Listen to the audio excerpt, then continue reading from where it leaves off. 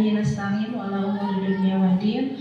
Wassalatu wassalamu ala asrafil anbiya'i wal mursalin wa ala alihi wa sahbihi ajma'in. Amma ba'du. Puji syukur kita panjatkan kepada Allah Subhanahu wa taala yang telah memberikan kesehatan kepada kita sehingga kita dapat berkumpul dalam kegiatan positif hari ini. Salawat beserta salam kita curahkan kepada Nabi Muhammad Sallallahu Alaihi Wasallam. Yang saya hormati ibu dan bapak guru, yang saya hormati ibu dan bapak perwakilan orang tua murid SDN Bojongkocho. Pertama-tama saya ucapkan banyak terima kasih kepada bapak ibu semua yang telah meluangkan di sela kesibukannya sehingga nampak hadir dalam acara ini. Baiklah ibu bapak, kegiatan hari ini yang pertama adalah pembukaan yang telah kita buka bersama.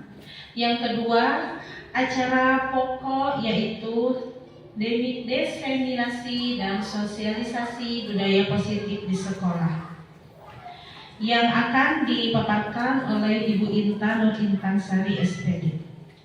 Yang ketiga, doa dan tutup. Baiklah, acara selanjutnya, acara pokok yang akan dibawakan oleh Ibu Intan Nur Intan Sari SPD. Kepada Ibu Intan, saya persilahkan. Assalamualaikum warahmatullahi wabarakatuh. Bismillahirrahmanirrahim. Alhamdulillahirrahmanirrahim. Wabillahi nasta'in ala umuri dunya waddin wa adimi sultan. Rabbi shrah li sadri wa yassir li amri wahlul 'uqdatam min lisani yafqahu qawli. Puji syukur kita panjatkan kepada Allah yang mana hari ini telah memberikan kesehatan pula untuk kita berkumpul dalam acara yang positif ini dalam kegiatan diseminasi dan sosialisasi. Tak lupa juga saya ucapkan terima kasih kepada Bapak Ibu semuanya yang telah nampak hadir memenuhi undangan saya dan undangan sekolah untuk mengikuti kegiatan pada hari ini. Dan juga terima kasih kepada Ibu Risna yang membantu saya, mendampingi saya pada kegiatan hari ini untuk menjadi pembawa acara. Ibu Bapak, mohon maaf saya berdiri. Terus mohon maaf juga kita bahasa Indonesia biar lugas bicaranya ya. Ibu Bapak, mungkin Ibu bertanya-tanya hari ini, mohon maaf saya di depan ya Ibu Bapak ya, nggak apa-apa ya. Mungkin hari ini kita bertanya nih, ada Ibu Bapak, guru juga sama, mungkin ibu-ibu semua juga sama di sini ya. Hari ini apa sih? Kita diundang apa sih? Kita mau ngapain di sekolah ya gitu. Nah, hari ini ternyata ada program, saya informasikan bahwa program ini merupakan program pendidikan calon guru penggerak yang dimana saya mengikutinya. Nah, mohon doanya semoga pendidikan yang saya ikuti lancar dan juga dapat bermanfaat untuk kita semua, tentunya untuk meningkatkan kualitas kita pendidikan di SDN Bojongkocho. Diseminasi ini merupakan sebuah tugas yang harus saya jalankan, juga harus saya sosialisasikan kepada warga sekolah karena kaitannya ini dengan sekolah. Seperti itu ya. Nah, Ibu Bapak, kemarin kita di sekolah sudah merumuskan visi, mohon maaf, merumuskan visi sekolah kita yang intinya mengarah kepada tujuan pendidikan yang lebih baik di sekolah kita. Tentunya Ibu Bapak semuanya untuk mewujudkan sebuah visi pendidikan di sekolah kita, tentunya perlu kerjasama kolaborasi antara guru semuanya beserta dewan wali murid ya, warga semua, warga sekolah semuanya. Apalah artinya seorang guru di sekolah tanpa adanya kolaborasi dengan orang tua murid ya. Begitupun dengan semua program-program di sekolah, mari kita bersama-sama melaksanakan demi pendidikan dan untuk kualitas pendidikan kita lebih baik lagi ke depannya. Nah, itu Ibu Bapak informasi yang saya dapatkan, yang saya informasikan bahwa ini merupakan suatu tugas yang kaitannya dengan sekolah. Ya, kita mulai saja langsung ke materi yang pertama. Ibu Risna, mohon dibantu. Ya. Nah, Ibu Bapak, acara hari ini merupakan diseminasi atau sosialisasi ya. Saya harus menginformasikan, memberikan informasi apa sih tentang budaya positif di sekolah itu. Kenapa harus ada budaya positif di sekolah itu? Karena untuk meningkatkan mutu pendidikan di sekolah kita, salah satunya itu kita harus mempunyai budaya positif yang dimulai dari hal yang terkecil dari diri kita sendiri, dan kita mengajak semua warga sekolah untuk berbudaya positif yang akan berpengaruh terhadap kualitas belajar di sekolah kita, Ibu Bapak ya. Nah, dalam sosialisasi ini, Ibu Bapak akan mengenal, akan diperkenalkan. Mungkin ada yang sudah tahu gitu ya, ada yang sudah mengenal, kita bersama-sama Ibu Bapak ya. Yang sudah tahu, kita mengulas kembali, yang belum tahu berarti menjadi ilmu baru gitu ya. Nah, dalam budaya positif ini, Ibu Bapak, ada perubahan paradigma belajar. Kemudian ada disiplin positif. Kemudian ada motivasi perilaku manusia. Ada kebutuhan dasar manusia, posisi kontrol institusi, segitiga restitusi, dan keyakinan kelas. Nah, seperti itu ya. Tulisnya ditolong. Next. Nah, tadi sudah dikatakan sebelumnya bahwa acara ini merupakan diseminasi sosialisasi budaya positif. Sebelumnya saya perkenalkan dulu budaya positif itu seperti apa, gitu ya. Di sini tadi ada mengenal paradigma juga, gitu kan ya. Nah, Ibu Bapak, budaya positif di sini adalah tentunya yang berpihak kepada murid, yang diyakini dapat melahirkan dan penerus bangsa yang unggul dan berakhlak mulia sesuai dengan profil belajar Pancasila.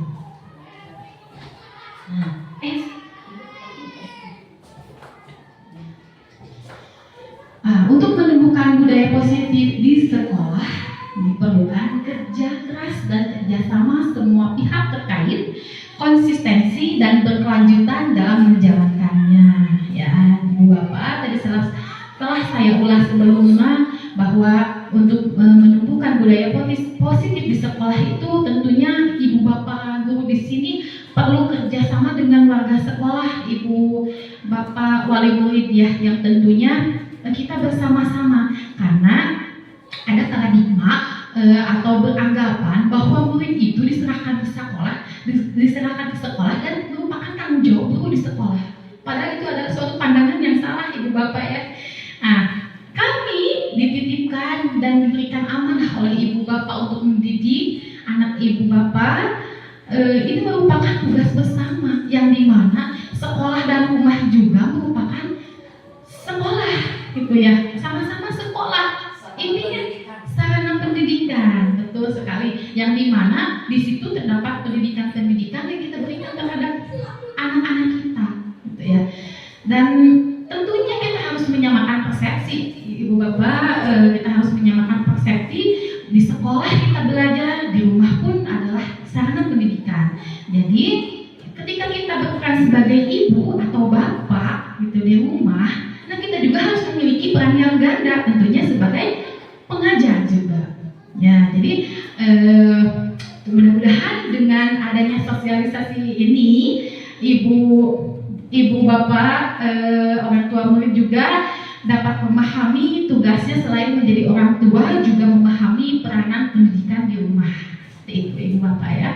Dilanjut Ibu Risna. Nah, ada paradigma belajar. Paradigma belajar itu merupakan suatu pandangan terhadap pembelajaran, gitu ya. Nah, sekolah salah satu tempat penyelenggaraan pendidikan. Di sekolah harus tercipta sebuah lingkungan yang kondusif, representatif, menarik dan nyaman bagi siswa untuk melaksanakan proses pendidikan. Sejalan dengan filosofi Ki Hajar Dewantara, pendidikan merupakan tempat persemaian benih-benih kebudayaan dalam masyarakat. Pendidikan adalah upaya memanusiakan manusia, upaya menuntun tumbuh kembang anak sesuai dengan kodrat alam dan kodrat zaman agar mendapat kebahagiaan, keselamatan sebagai pribadi maupun anggota masyarakat. Nah, berdasarkan pernyataan ini dan filosofi Ki Hajar Dewantara, berarti tugas kita, Ibu Bapak sama, kita itu adalah menuntun, gitu kan? Menuntut perkembangan anak didik kita agar dia dapat lahir sebagai pribadi atau individu dan lahir sebagai anggota di masyarakat.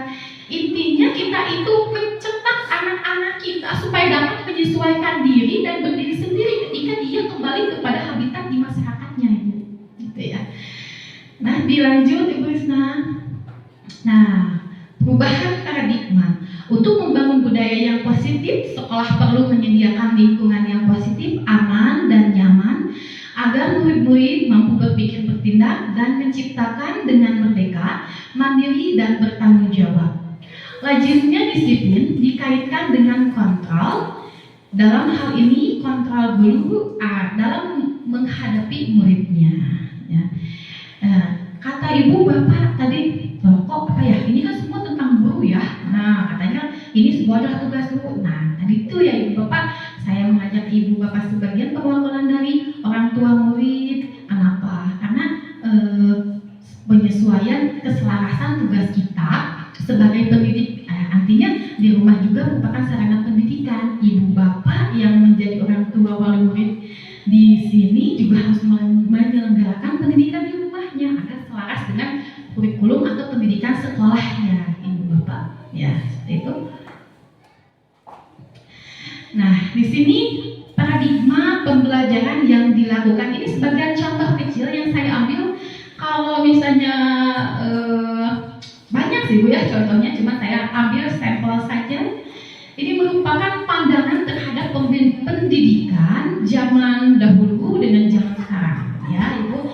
Yang sebelumnya pembelajaran dilakukan secara klasikal, pembelajaran berfokus kepada guru, kemudian sumber belajar hanya pada buku paket atau modul. Nah, namun dengan perubahan zaman, kita sekarang melaksanakan pembelajaran yang berdiferensiasi, ya artinya meyakini kebutuhan belajar sesuai dengan karakteristik yang berbeda, dan pembelajaran yang berfokus kepada murid menggunakan berbagai sumber yang relevan dengan materi ajar. Ya, Ibu Bapak, tadi ada sebuah paradigma ya pembelajaran yang dilakukan dari zaman ke zaman, gitu ya. Kenapa kita tadi ada dikatakan bahwa kita harus melayani kebutuhan belajar murid itu sesuai dengan kodrat alam juga kodrat zaman. Kodrat alam itu merupakan kodrat yang dimana anak-anak itu lahir dengan kodrat yang diberikan oleh Allah. Ya, itu tidak bisa diganti atau diubah, gitu ya. Itu adalah karakteristik yang muncul dalam dirinya pemberian Allah dan kita tidak bisa merubahnya. Seperti itu ya. Namun tugas kita menebalkan mana nilai-nilai yang baik, mana nilai-nilai yang akan dikembangkan sehingga anak tersebut lahir menjadi manusia yang mulia dan berguna. Mungkin seperti itu, ya. Nah, dalam budaya positif juga, karena sekarang itu kaitannya dengan kurikulum merdeka, Ibu Bapak perlu diketahui bahwa di sekolah kita menjalankan dua sistem kurikulum. Yang pertama adalah kurikulum merdeka yang dijalankan oleh kelas 1 dan kelas 4, dan kurikulum kurtilas ya itu dijalankan oleh kelas 2, kelas 3, kelas 5 juga kelas 6. Nah, sebelumnya saya tidak akan dulu membahas dulu yang kurtilas ya Ibu Bapak, ya kita yang ada di sini dulu aja ya. Nanti ketika ada yang tidak dimengerti atau Ibu Bapak ingin mengetahui lebih jelasnya, gitu kan kurtilas itu apa sih yang dijelaskan, coba bisa aja gitu. Silahkan nanti berdiskusi selanjutnya di sesi selanjutnya Ibu Bapak ya. Dalam kurikulum merdeka, dalam kurikulum merdeka ada 6 komponen ya. 6 komponen atau 6 dimensi, kita sebut 6 dimensi profil pelajar Pancasila. Di mana 6 profil pelajar Pancasila itu yang pertama adalah beriman dan bertakwa kepada Tuhan Yang Maha Esa. Kurang jelas ya Ibu Bapak ya? Nah, saya disebutkan saja ya. Yang keduanya adalah berkebinekaan global. Yang ketiganya adalah gotong royong. Keempat adalah kreatif. Yang kelima bernalar kritis. Yang keenam adalah mandiri. Ya, sebagai contoh kecil, dalam dimensi yang pertama adalah berakhlakul mulia ya, di sini berakhlak mulia, melaksanakan awas sambil biasanya ya, ini intinya berakhlak mulia. Nah, dalam dimensi yang pertama apa yang kita harapkan terhadap murid-murid kita? Tentunya anak itu dapat menjalankan kesehariannya berdasarkan keyakinan terhadap Tuhan Yang Maha Esa, seperti melaksanakan sholat, ngaji, berbudi pekerti baik, seperti itu Ibu Bapak ya. Nah, jadi kita membantu menegaskan ya, menegaskan, menguatkan, nah sifat-sifat atau nilai-nilai yang terdapat dalam diri anak sehingga akan menjadi suatu motivasi yang luar biasa ya. Yang kemudian ada berkebinekaan global, mengenal dan menghargai budaya, intinya ya. Berkebinekaan global itu cenderung dengan kata budaya Ibu Bapak. Dengan adanya budaya yang sekarang kita gitu kan bercampur dengan budaya lain, jika kita menerapkan kebinekaan global terhadap anak, dalam anak itu akan mempunyai filter tersendiri gitu ya, dalam menyerap dan menyerap budaya orang lain, bagaimana supaya tidak terkontaminasi dengan budaya kita, yang akhirnya budaya kita akan lestari gitu. Mereka hanya belajar tapi tidak menganut budaya luar. Nah, seperti itu Bapak ya. Kemudian ada gotong royong ya. Gotong royong merupakan kolaborasi atau kepedulian. Gotong royong di sini ada kerjasama ya, dan misalnya kerjasama di sini kita terapkan baik di lingkungan sekolah maupun lingkungan keluarga, masyarakat ya betul. Yang keempatnya ada kreatif. Nah, kreatif menghasilkan gagasan original mungkin ya, menghasilkan karya dan tindakan yang original, memiliki keleluasan untuk berpikir dalam mencari alternatif solusi permasalahan, merefleksikan dan mengevaluasi pemikiran sendiri. Nah, artinya kreatif di sini anak itu mampu berpikir lugas gitu ya, berpikir bagaimana sih dalam menghadapi sesuatu itu saya harus bisa berpikir cara menyelesaikan suatu masalah gitu ya, Bapak. Kemudian bernalar kritis, memperoleh dan memproses informasi gagasan, menganalisa dan mengevaluasi penalaran, merefleksi dan mengevaluasi pemikiran sendiri. Artinya jika anak mempunyai bernalar kritis, dia akan berpikir bagaimana saya akan lebih maju, bagaimana saya menyelesaikan permasalahan yang akan berdampak kepada kedepannya. Nah, intinya anak yang bernalar kritis itu dia menggabungkan semua pengetahuannya, baik yang baru maupun pengetahuan yang lama dia gabungkan. Kemudian dia akan lakukan terhadap sesuatu apa yang dia alami dalam kehidupannya. Nah, seperti itu Bapak ya. Kemudian ada mandiri, tentunya mandiri itu suka ada mandi sendiri gitu ya. Kemudian hibak sendiri gitu ya, misalnya gitu, anak-anak makan sendiri gitu.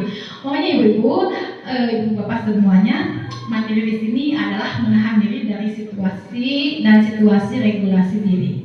Ya, intinya serba sendiri gitu ya. Makanya tugas kita mengarahkan supaya anak itu dapat berdiri sendiri gitu. Percaya kepada diri sendiri juga, mandiri ya. Jadi diharapkan ibu bapak di rumah juga dapat membantu anak-anaknya untuk mandiri gitu kan, usia sekolah, apalagi untuk kelas 1 atau kelas 2 mungkin masih ada dengan bahasa ibu seperti itu ya. Bahasa ibu itu sangat memerlukan perhatian ibu bapaknya. Tapi jika sudah di kelas atas, kelas 4, 5, 6, ibu bapak sakumahannya oke kamu yang tahu. Begitu sayangnya kita kepada anak kita, tapi kita harus tetap membiasakan bahwa anak itu harus mandiri. Karena apa? Anak yang mandiri itu banyak manfaatnya. Ya, contohnya dapat meringankan tugas-tugas kita juga di rumahnya seperti itu ibu bapak. Lanjut Bu Isma. Nah, sebetulnya ini sudah disampaikan tadi ya, 6 dimensi profil pelajar Pancasila itu beserta contoh-contohnya. Ini sudah saya ungkapkan tadi bahwa beriman dan bertakwa penerapannya dalam kegiatan sehari-hari itu seperti apa mungkin ya ibu bapak. Kemudian kebinekaan global juga ya, tentang budaya gitu ya. Jadi anak-anak itu harus diajarkan atau dikenalkan dengan budaya lokal yang ada di kita, dan kemudian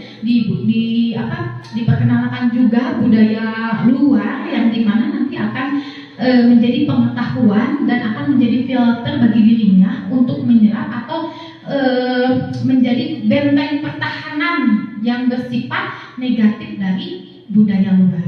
Itu, Bapak. Kemudian ada gotong royong tadi bekerja sama, Bapak ya, mandiri gratis serba sendiri, gitu ya.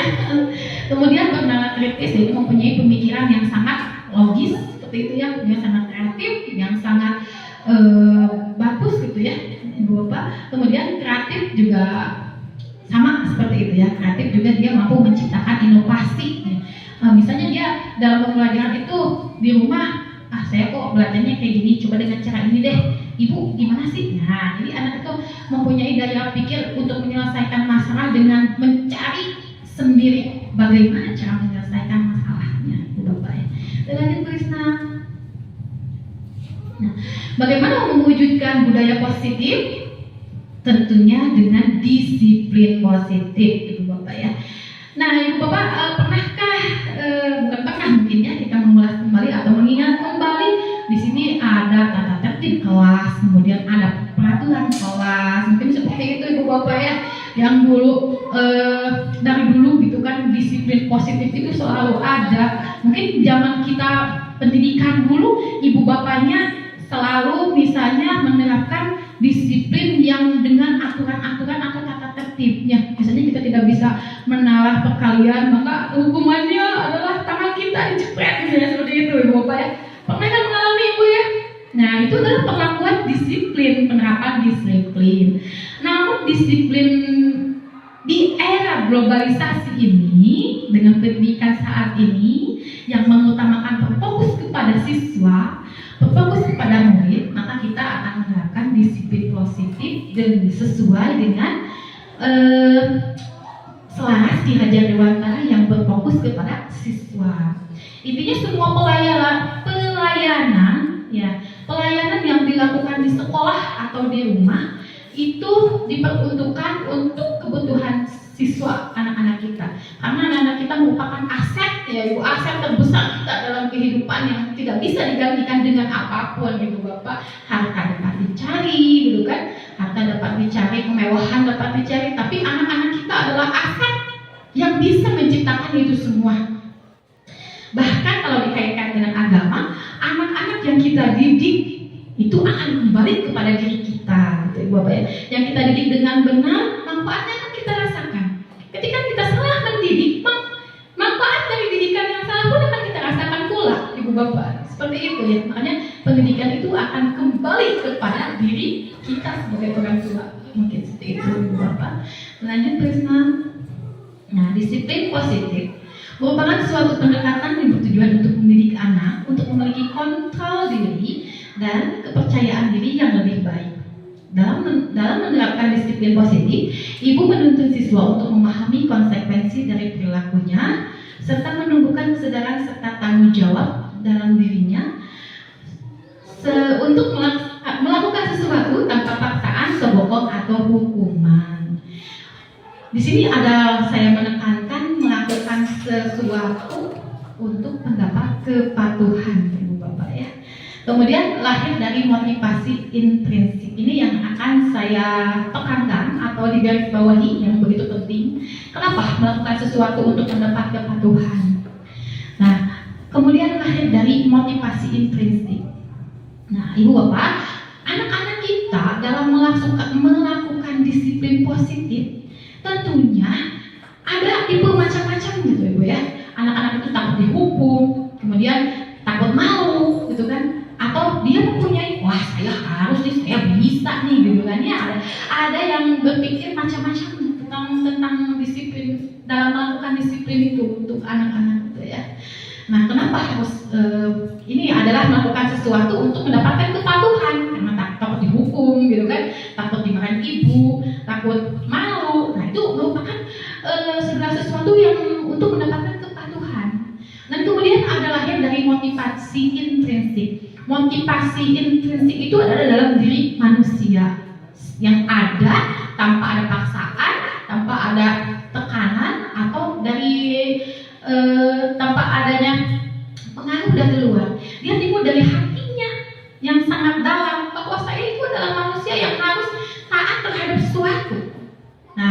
tidak ada paksaan, tapi dia muncul dengan motivasi yang ada dalam dirinya.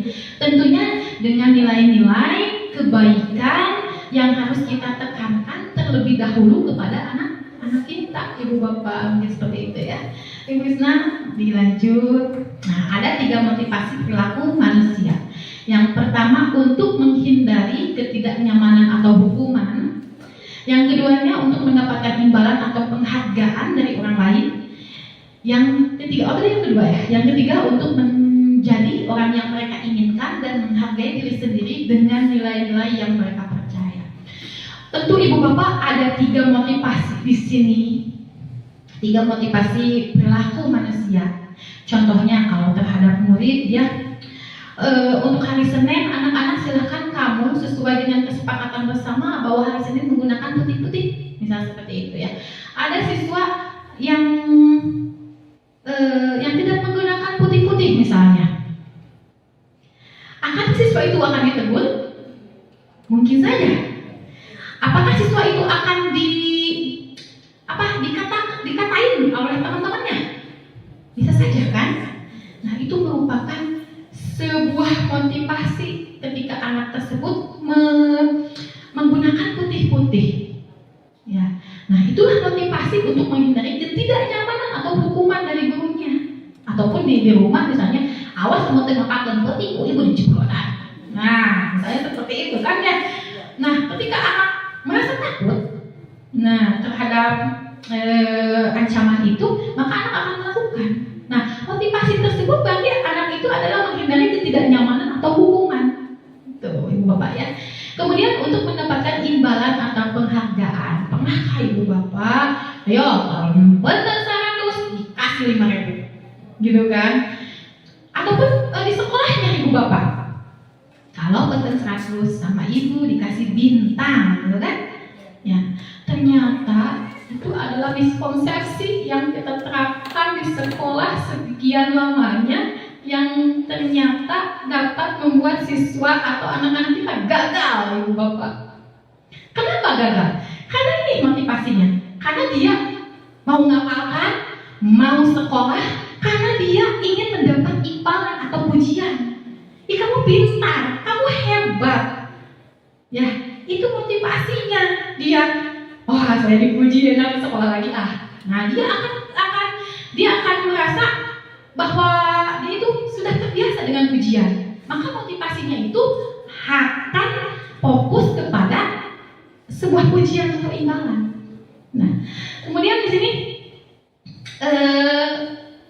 menjadi diri mereka. Ya, di sini yang ketiga adalah menjadi diri mereka. Artinya menjadi diri mereka itu dia dalam melakukan sesuatu timbul dari dasar diri hatinya, bahwa saya itu memang harus seperti ini demi kemajuan diri saya sendiri. Dengan tentunya dengan motivasi intrinsik atau nilai-nilai yang dia yakini bahwa saya harus maju, bahwa saya harus sukses ke depannya. Saya tidak perlu diberitahu oleh ibu bapak saya tidak perlu disuruh untuk belajar ibu bapak saya. Tapi saya mempunyai motivasi dalam diri saya bahwa saya adalah penerus ibu bapak yang harus lebih baik untuk kedepannya. Nah, ibu bapak tugas kita adalah menciptakan bagaimana kita menggiring anak didik kita supaya mempunyai pemikiran bahwa dia mempunyai motivasi dalam dirinya itu motivasi yang baik tentunya ibu bapak. Tadi seperti yang sudah saya ulas bahwa manusia atau anak lahir dengan karakteristik yang bermacam-macam, kita tidak bisa merubahnya, gitu ibu bapak ya. Keinginan anak itu merupakan suatu kebutuhan dia, yang dimana kita diri dari sekarang. Apakah anak-anak mempunyai cita-cita, gitu kan? Ibu bapak juga di rumah bertanya kepada anak-anaknya, punya gak sih cita-cita?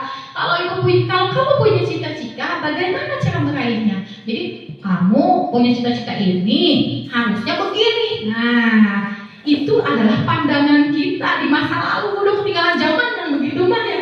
Kita di era globalisasi dengan sekarang harus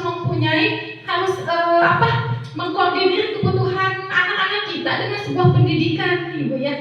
Makanya kenapa ada parentingnya? Parenting di sini adalah pendidikan untuk bapak ibu di rumah sama-sama mendidik anak-anaknya. Seperti itu Ibu Bapak ya. Nah, dilanjut Bu Isna. Nah, di sini ada 5 dasar kebutuhan manusia. Yang pertama adalah bertahan hidup, yang kedua kasih sayang, yang ketiga kebebasan, yang keempat kesenangan, dan yang 5 adalah penguasaan. Ibu Bapak, berkaitan dengan disiplin positif, bahwa anak melakukan kesalahan, setiap manusia melakukan kesalahan atau melakukan sesuatu berdasarkan untuk memenuhi kebutuhan dasar manusia. Contoh, anak tadi berbohong, ya, berarti dia untuk menutupi dirinya, dia punya kelemahan, dia takut, seperti itu kan, memenuhi dasar apa, misalnya seperti itu ya. Yang pertama ada bertahan hidupnya. Bertahan hidup itu merupakan seperti makan, minum, gitu, intinya kebutuhan primer dalam kehidupan kita. Yang keduanya adalah kasih sayang. Nah, Ibu Bapak, anak-anak kita perlunya dikasih sayang, gitu kan, perlu sangat kasih sayang seorang teman, ibu, gurunya, dan semua komponen-komponen atau semua yang berada di lingkungan dia, seperti itu ya. Kemudian kebebasan. Kebebasan di sini bukan berarti bebas segala-galanya, tapi kebebasan di sini bagaimana dia untuk memiliki arah hidup yang dia inginkan. Nah, tugas kita adalah menuntun, Ibu ya. Dengan kata menuntun, ya masih ingat? Nah, itu menuntun. Dia mencita-citakan menjadi polisi, berarti kita menuntun kebebasan dia untuk belajar dengan arah yang ingin dia cita-citakan. Seperti itu Ibu Bapak ya. Kemudian kebutuhan kesenangan. Kebutuhan akan kesenangan, mungkin anak-anak kita bermain gadget atau bermain dengan teman-temannya, atau dia itu senangnya, saya ingin bahagia, saya ingin ketawa bersama teman-teman saya ingin bercerita dengan ibu bapak, saya ingin ketawa, saya ingin bahagia, gitu kan. Anak-anak itu subhanallah ya, karakteristiknya berbeda-beda. Untuk anak sekolah SD itu masih ada manja-manja, gitu kan ya. Nah, ini manja-manja di situ adalah alasan untuk memenuhi kebutuhan. Salah satunya adalah kasih sayang dan kesenangan. Seperti itu ya, Bapak. Kemudian ada penguasaan. Penguasaan di sini perlunya ada pengakuan, Ibu Bapak. Misalnya anak, kalau saya di kelas, ya, anak-anak silakan hari ini kalian berbicara kepada ibu, bapak lagi kamu di rumah atau siapapun yang ada di rumah, kamu ceritakan yang kamu alami di sekolah. Kamu udah dapat nilai berapa sih dari ibu? Kamu ceritakan bagaimana kamu mendapat nilai 100 atau kamu mendapat nilai 80 atau sama sekali kamu tidak mendapat nilai atau penting 0, gitu kan. Silakan kamu ceritakan kepada ibu bapak kamu di rumah ya, gitu. Nah, dengan menceritakan kepada ibu bapaknya, misalnya saya dapat nilai 100, gitu ya. Apa yang akan diberikan oleh ibu bapaknya? Suatu penghargaan, kamu hebat, gitu kan? Nah, intinya anak tersebut mempunyai kebutuhan untuk penguasaan. Artinya dia sudah menguasai loh pelajaran ini, gitu kan? Dia sudah menguasai loh tentang sesuatu. Dia ingin diakui oleh kita semua bahwa dia itu mempunyai penguasaan. Seperti itu, Bapak ya. Ibu Risna, tolong dilanjut. Nah, Ibu Bapak, kemudian kita mengenal posisi kontrol guru terhadap murid. Tentu saja Ibu Bapak, posisi di sini bukan hanya sebagai guru saja, tapi juga kita semua harus mempunyai posisi kontrol ya. Karena anak didik kita, anak-anak kita, siapa yang akan menjadi posisi di sini kalau enggak kita sendiri yang harus melakukannya. Yang pertama di sini adalah sebagai penghukum, kemudian pembuat merasa bersalah. Yang ketiga adalah sebagai teman. Yang keempat adalah pemantau. Yang kelima adalah manajer. Nah, Ibu Bapak saya ulas sedikit ya sebagai penghukum. Tadi contohnya misalnya di kelas, misalnya saya di kelas ya. Kamu hari Senin harus memakai sepatu warna hitam ke sekolah, tidak boleh memakai sendal. Kalau kamu memakai sendal, kamu akan berdiri di lapangan seharian. Nah, itu adalah posisi guru yang sebagai penghukum. Ya. Kemudian pembuat merasa bersalah. Tuh kan, gara-gara kamu sih, ibu jadi dimarahin kepala sekolah nih. Ayolah, kamu sekolah teruslah, jangan bolos-bolos, ibu jadi ditegur. Nah,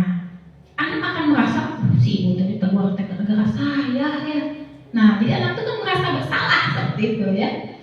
Nah, kemudian posisi teman. Posisi teman itu kita, kamu sini dong. Tahu gak sih, kamu tuh salah. Gak apa-apa sih, ibu juga pernah melakukan salah. Tapi jangan sekali-kali lagi deh. Nah, itu posisi teman ya. Kita menegur anak seperti itu. Ya. Posisi pemantau. Posisi pemantau kita memperhatikan. Kita mencatat kegiatan anak. Oh, pada hari yang lalu dia melakukan kesalahan apa, buktinya mana, mengumpulkan data-data. Itu posisi pemantau, mengumpulkan berupa data-data atau bukti gitu ya, bahwa anak itu melakukan kesalahan. Yang kelima adalah manajer. Manajer di sini berkolaborasi dengan anak, bertukar pikiran, berdiskusi, kemudian dari hati ke hati dan melakukan restitusi. Nah, nanti akan dijelaskan restitusi itu apa gitu ya. Yang perlu ditekankan adalah ibu bapak yang tadi ya, posisi penghukum dan pembuat merasa bersalah itu, dan posisi teman itu merupakan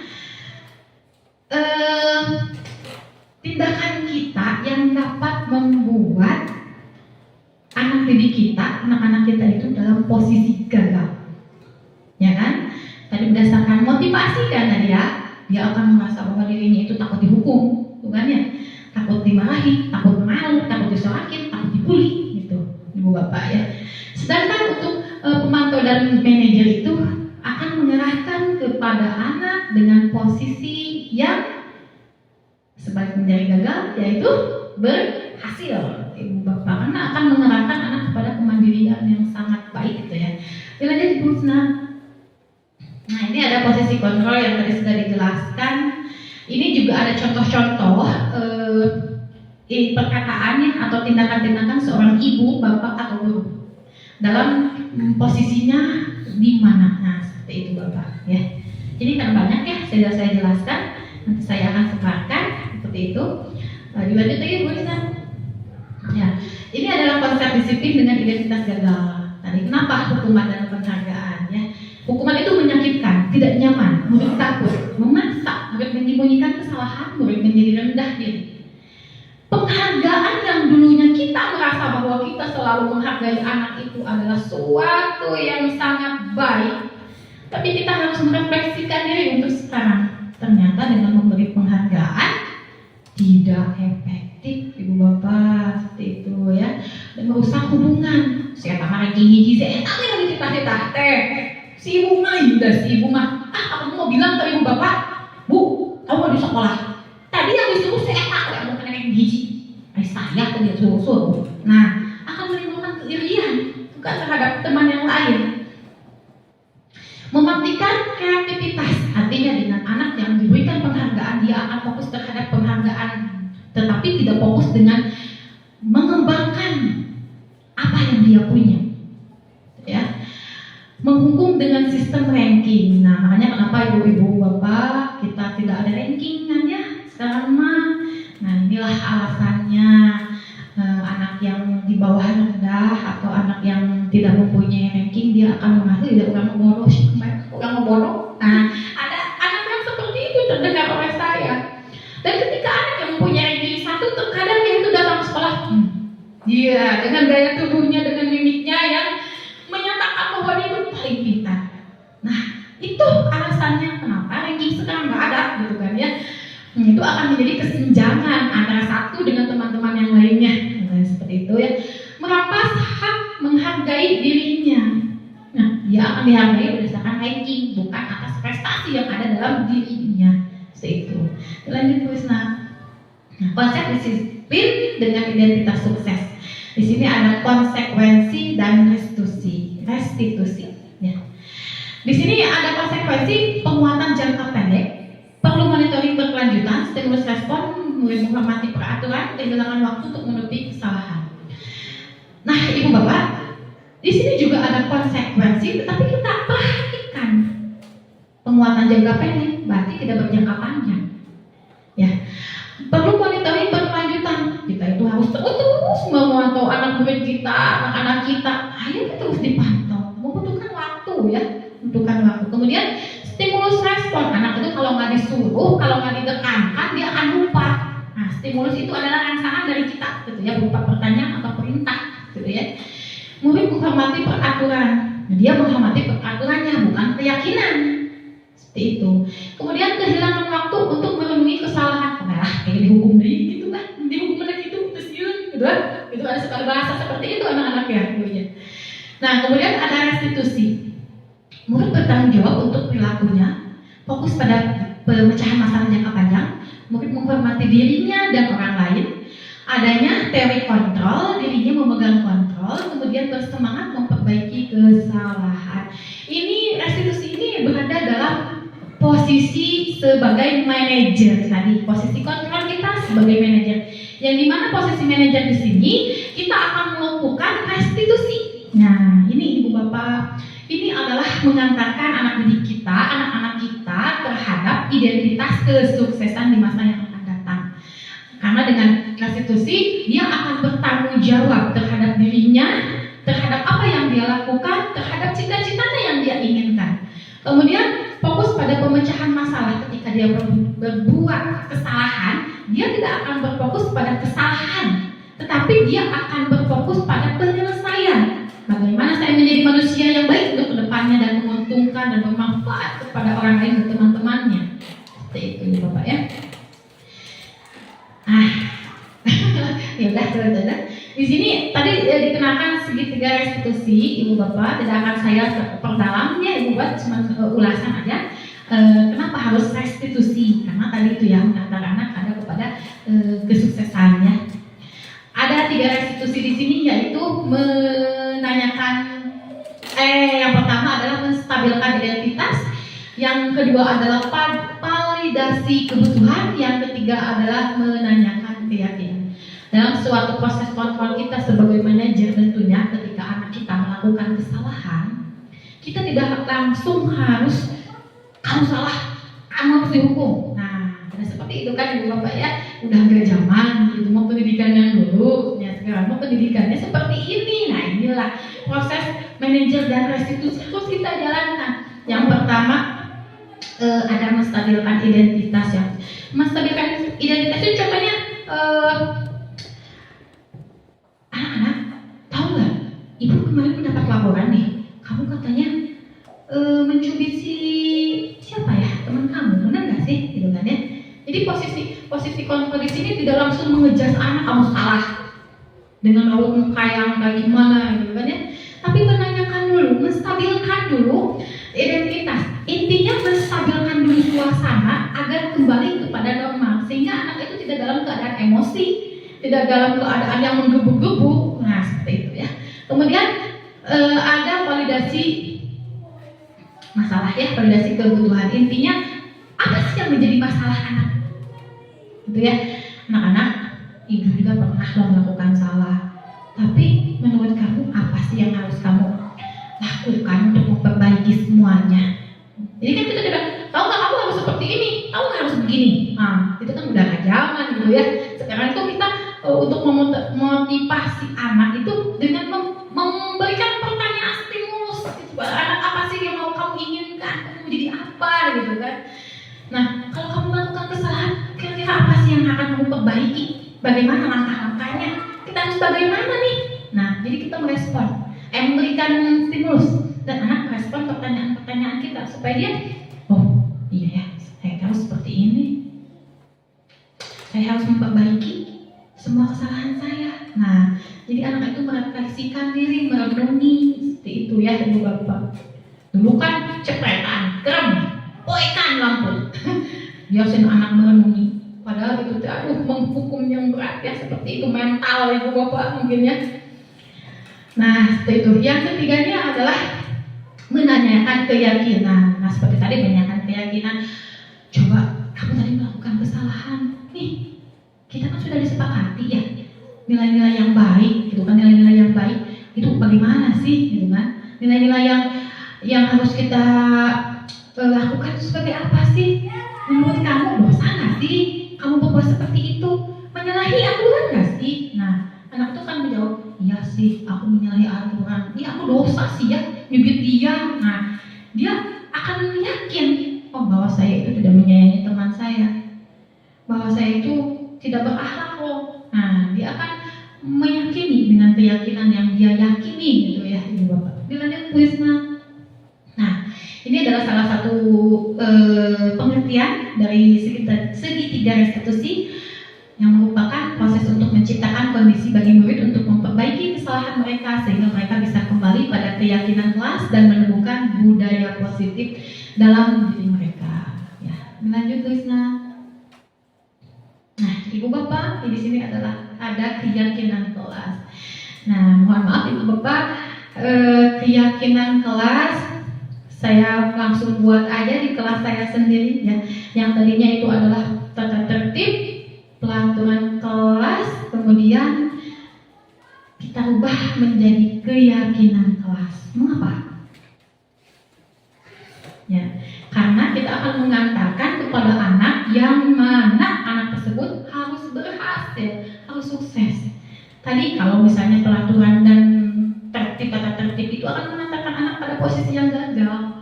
Ya, di masa depan dia akan balas dendam loh Ibu Bapak terhadap anaknya mungkin, terhadap temannya mungkin, karena merasa dia itu pernah merasakan.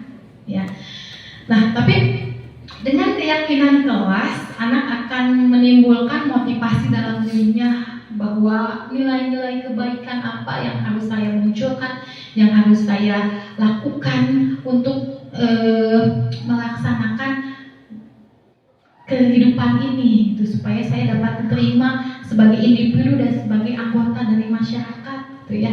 Tentunya kalau anak yang sebagai anak didik sekolah dengan teman-temannya agar berinteraksi dengan baik, seperti itu Bapak ya. Nah, ini keyakinan kelas merupakan sebuah nilai kebijakan yang telah disepakati, tersirat dan tersurat terlepas dari adanya latar belakang suku, negara, bahasa maupun agama. Intinya keyakinan kelas ini tidak memihak, tapi untuk semuanya. Seperti yang pernah saya lakukan, Ibu Bapak dilihat di ke depan boleh. Ini adalah keyakinan kelas yang sudah saya buat dan disepakati dengan anak-anaknya. Yang pertama di sini ada menjaga kebersihan. Ya, yang keduanya adalah menghargai dan menghormati guru dan teman. Yang ketiganya adalah bekerja sama dan gotong royong. Yang keempatnya sopan santun dan tata krama. Yang kelima meningkatkan disiplin diri. Yang keenam adalah bertanggung jawab. Juga disepakati oleh anak-anak yang terlebih dahulu saya berikan penguatan terhadap nilai-nilai kebajikan, nilai-nilai kebaikan apa saja seperti jujur, misalnya bertanggung jawab dan lain sebagainya yang anak-anak perlu dipahami. Kemudian saya dan anak-anak melakukan kesepakatan untuk membuat keyakinan kelas ini. Mengapa keyakinan kelas? Mengapa tidak kesepakatan kelas? Ya, karena kalau kita adalah tata tertib, kalau kita kesepakatan, tata tertib itu akan ada hukuman. Kesepakatan itu akan ada konsekuensi. Dan keyakinan kelas itu akan ada motivasi, Ibu Bapak. Jadi mana yang akan kita pilih? Ayo. Tentunya keyakinan kelas kan ya. Dia akan motivasi dirinya sehingga saya harus menjadi seorang anak yang baik, yang memiliki nilai-nilai yang saya yakini, yang saya harus kembangkan, seperti itu Bapak ya, Bu. Ini ada tanda-tanda anak-anak juga di sini. Ya, ini adalah kesepakatan anak-anak membuat aturan ini, Bapak ya. Dilanjut kembali Krisna. Nah, tujuan penerapannya mewujudkan merdeka belajar pada anak. Nah, mewujudkan disiplin positif kepada anak, membentuk karakter yang positif kepada anak melalui pembiasaan yang positif, perilaku positif serta keteladanan dari seluruh warga, menumbuhkan adanya semangat belajar kepada anak. Bapak ya, dilanjut Krisna. Nah, ini tadi sudah diulas sedikit nilai-nilai kebajikan ya. Nilai kebajikan adalah sifat-sifat positif manusia yang merupakan tujuan mulia yang ingin dicapai setiap individu, seperti yang telah dikemukakan oleh William Kaiser pada teori kontrol 1984 yang menyatakan bahwa setiap perbuatan memiliki suatu tujuan, dan selanjutnya dikemukakan oleh Diana Gossen 1998 mengungkapkan bahwa dengan mengaitkan nilai-nilai kebajikan yang diyakini seseorang, motivasi intrinsiknya akan terbangun sehingga menggerakkan motivasi dari dalam untuk mencapai tujuan mulia yang diinginkan. Nah, Ibu Ibu Bapak, tadi tugas kita adalah menuntun Ibu Bapak ya, menuntun mereka untuk mencapai apa yang mereka cita-citakan dan yang mereka idamkan atau diinginkan. Terus nah Ibu Bapak, inilah dokumentasi kegiatan salah satu ya, mungkinnya salah satu kegiatan atau beberapa yang saya lakukan dalam upaya untuk menanamkan disiplin positif, budaya positif di sekolah dengan menerapkan budaya disiplin di sekolah. Ya, bisa dilanjut. Nah, yang pertama sosialisasi keyakinan kelas pada rekan sejawat. Nah, itu ya. Ibu Bapak, saya ada diskusi atau sosialisasi secara sederhana gitu ya tentang apa sih budaya positif itu, bagaimana sih cara menjalankannya, apa sih yang harus kita lakukan. Kemudian setelah ada tanggapan siswa seperti itu ya, ini sebetulnya fotonya terbalik ya, harusnya keyakinan kelas dulu gitu ya, keyakinan kelas dulu atau nilai kebajikan dulu gitu ya. Nah, ini adalah nilai kebajikan yang telah anak-anak buat. Saya bertanya kepada, coba kamu pendapatnya, ibu ingin tahu dengan bagian selembar kertas kecil. Saya minta pendapat anak-anak. Kalian silahkan. Menurut pendapat kalian, nilai-nilai kebajikan itu kenapa harus kita miliki? Nah, untuk apa? Anak-anak memberikan pendapat dalam kertas yang saya bagikan. Kemudian saya simpan di papan komentar. Ini sebagai tanda bukti, sebagai kenang-kenangan bahwa saya pernah melakukan ini loh, gitu ya. Nah, merupakan ini harusnya video ya, tapi ketika saya mau ini videonya nggak kebuka error, jadi saya fotonya saja di screenshot. Ini merupakan tanggapan siswa. Nah, anak-anak, setelah itu kalian bersama-sama melakukan kegiatan keyakinan kelas, membuat keyakinan kelas, apa sih yang kamu rasakan gitu kan? Saya bertanya kepada 2 orang siswa waktu itu, perwakilan dari kelompok, bagaimana sih perasaan kamu, Ibu? Ternyata ya Bu, aku pada waktu itu suka diceprek kamu, mama aku, oh gitu? Bu, kalau gitu kan, tapi ini kenapanya Ibu mah marah-marah, gak boleh, sebenarnya Bu kalau Ibu marah, astagfirullahaladzim, nanti Ibu suka begitu gitu ya. Ternyata ini ya Bu ya, iya atuh, sama nggak boleh. Ibu harus saling mengingatkan ya. Tapi Ibu tidak, Ibu juga manusia suka lupa. Ibu mengingatkan, Ibu nggak boleh marah loh. Makanya anak sekarang bukan belagu ya, tapi kan ada bahasa yang menyatakan bahwa posisikan saya sebagai teman gitu kan, dimana saya jalankan. Ibu sama-sama mengingatkan ya, kalau Ibu lupa nanti ingatkan, Ibu nggak boleh marah gitu kan. Anak-anak ada bersikap seperti itu. Intinya ada kelucuan sendiri gitu ya yang saya temukan di kelas ketika saya mau marah, gemas, kita bilang gini, Bu, Ibu marah, ingat Bu, ingat, saya langsung pegang, ingat Bu, ingat ini Bu, iya ya Allah ya, bilang seperti itu ya, luar biasa apa ya anak-anak di kelas 4 ya, dengan keyakinan kelas ternyata banyak sekali manfaatnya. Nah, kita juga di rumah dengan harapan menebalkan keyakinan-keyakinan ini sehingga anak itu, padahal saya itu menguji gitu kan, saya pengen marah ke sini gimana tanggapannya, saya pengen gini gimana tanggapannya. Nah, seperti itu ternyata anak dengan berbicara, Ibu ingat, berarti dia sudah tertanam tuh, ada dalam dirinya. Oh, ternyata nilai kebajikan itu sudah menerap kepada anak, ada sedikitnya, alhamdulillah mungkinnya seperti itu. Nah, kemudian ini salah satunya disiplin antri saat masuk, mungkin ya Ibu Bapak. Kadang-kadang kayak saya, anak-anak berbaris deh, lihat bukunya gitu kan, anak-anak berbaris deh, lihat kerapihannya gitu kan ya. Nah, kemudian menanamkan nilai kebajikan dengan bermain game. Intinya saya berusaha dengan guru-guru semua di sini untuk menciptakan pembelajaran di kelas dengan menyenangkan. Intinya biar anak berjemu, biar anak belajarnya semangat, seperti itu Bapak ya. Kemudian bekerja sama dalam kelompok. Nah, ini anak-anak kan dalam bekerja sama dia akan bertukar ide, berbicara dengan temannya, kemudian mengomentari temannya, atau memberikan tanggapan, atau menyampaikan suatu gagasan. Ini merupakan suatu budaya-budaya disiplin di mana akan melatih kepada yang mengacu tadi 6 dimensi profil Pancasila ya Ibu Bapak. Ini merupakan disiplin positif salah satunya yang sudah saya terapkan di kelas saya. Mudah-mudahan kita semua dapat mulai hari ini gitu ya. Mulai hari ini kita semua dapat menerapkannya lebih baik dan menjadi lebih baik lagi untuk kedepannya, sehingga tujuan sekolah kita, tujuan pendidikan di sekolah kita dapat meningkat baik secara prestasi maupun secara budi pekerti anak-anak kita. Itu ya Ibu Bapak. Coba dilihat lagi Ibu. Nah, ini adalah penerapan restitusi tadi ya. Ini foto ada Ibu Bapak, ada yang di kelas 4. Mungkin ini anaknya di rumah saya lagi ngapain nih ya, gitu ya. Ini adalah penerapan restitusi yang saya lakukan ketika anak melakukan salah gitu kan. Saya melihat Sakila menetas gitu. Kamu kenapa? Gitu kan ya.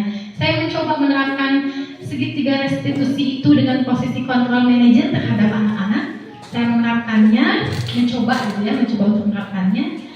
Nah, yang pertama dengan 2 kasus anak melakukan kesalahan yang pada siswa perempuan dan siswa laki-laki ini ya.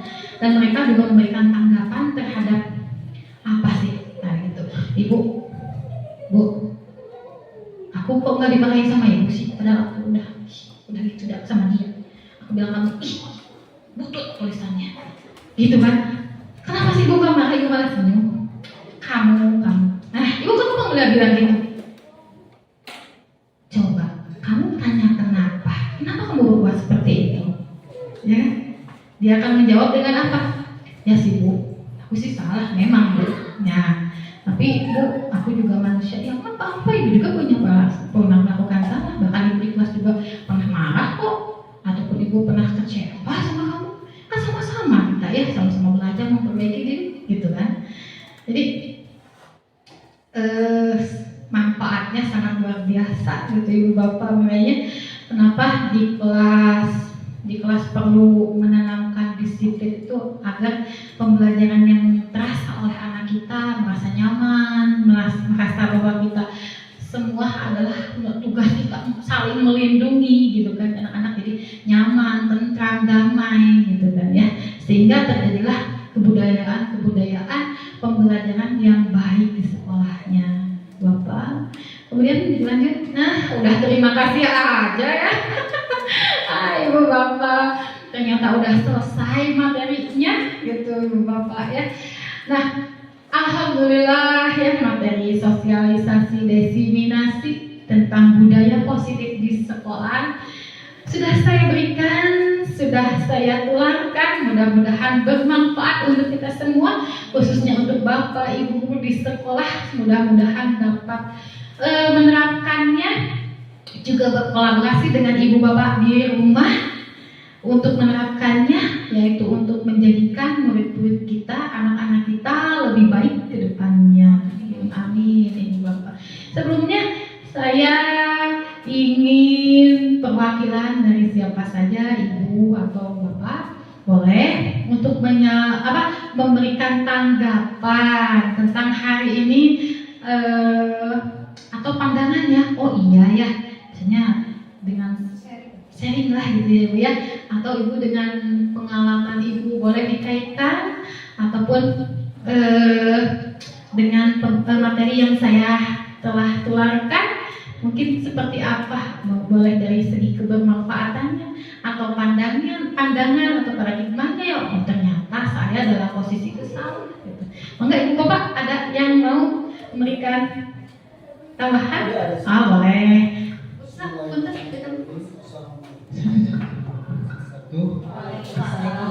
Dari materi yang telah Bu Intan sampaikan, ada beberapa hal yang perlu saya tanyakan atau diputuskan bersama. Pertama, ya, bisa katanya lagi. Pertama yaitu tujuannya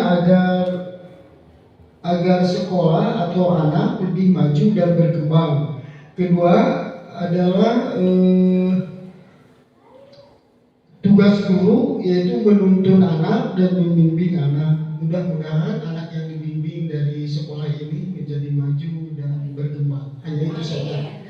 Terima kasih. Assalamualaikum warahmatullahi wabarakatuh. Waalaikumsalam warahmatullahi wabarakatuh. Ya, terima kasih untuk Pak Wawan. Ya, alhamdulillah nanti ilmu ini sangat bermanfaat Ibu Bapak ya. Mudah-mudahan kita dapat menerapkannya ya.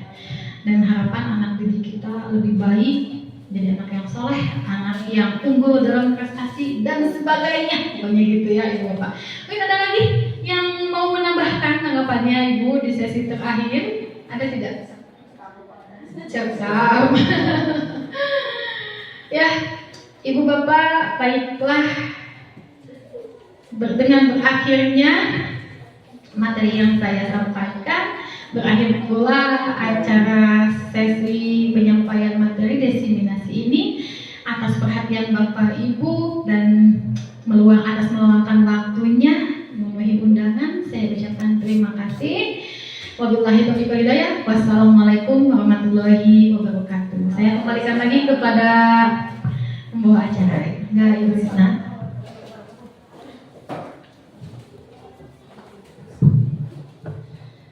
Terima kasih kepada Ibu Intan yang telah memberikan penjelasan mengenai budaya positif di sekolah, diseminasi dan sosialisasi budaya positif di sekolah. Satu pembelajaran bagi saya ya, terutama ya. Ternyata salah satu bentuk upaya penanaman budaya positif di sekolah dapat membantu meningkatkan mutu pendidikan di sekolah kita, terutama bagi kita, kami seorang guru dan juga orang tua murid ya. Sama-sama kita membuat dan menjadikan anak-anak kita itu menjadi anak yang baik ya, menjadi anak yang baik. Alhamdulillah ilmunya sangat bermanfaat bagi kita semua. Semoga kita bisa menerapkannya pada diri sendiri dan juga untuk anak didik kita. Amin ya rabbal alamin.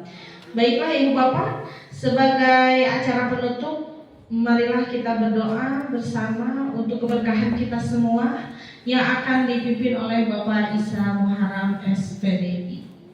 Kepada Bapak Isa Muharram saya persilahkan.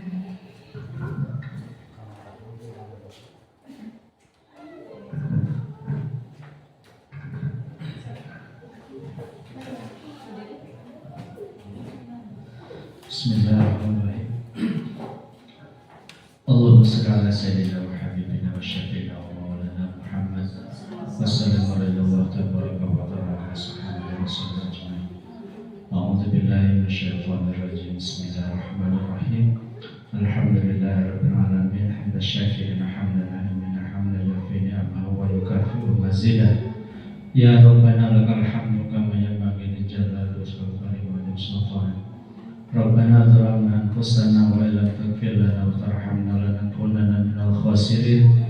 Rabbana la tuzigh qulubana ba'da idh hadaytana wa hab lana min ladunka rahmatan innaka antal wahhab.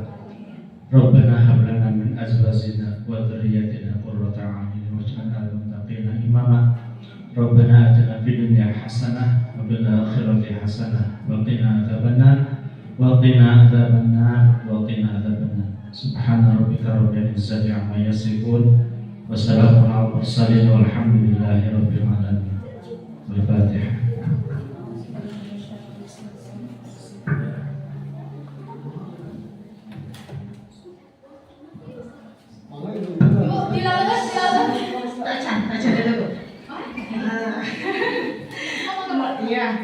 Alhamdulillah acara hari ini telah selesai. Marilah kita tutup dengan pembacaan Alhamdulillahirabbil alamin. Wabillahi taufiq wal hidayah. Wassalamualaikum warahmatullahi wabarakatuh. Waalaikumsalam warahmatullahi wabarakatuh.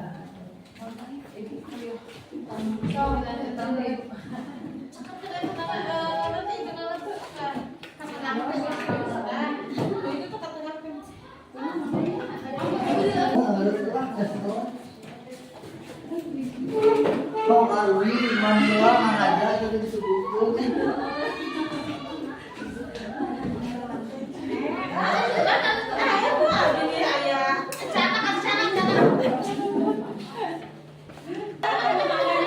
Ayo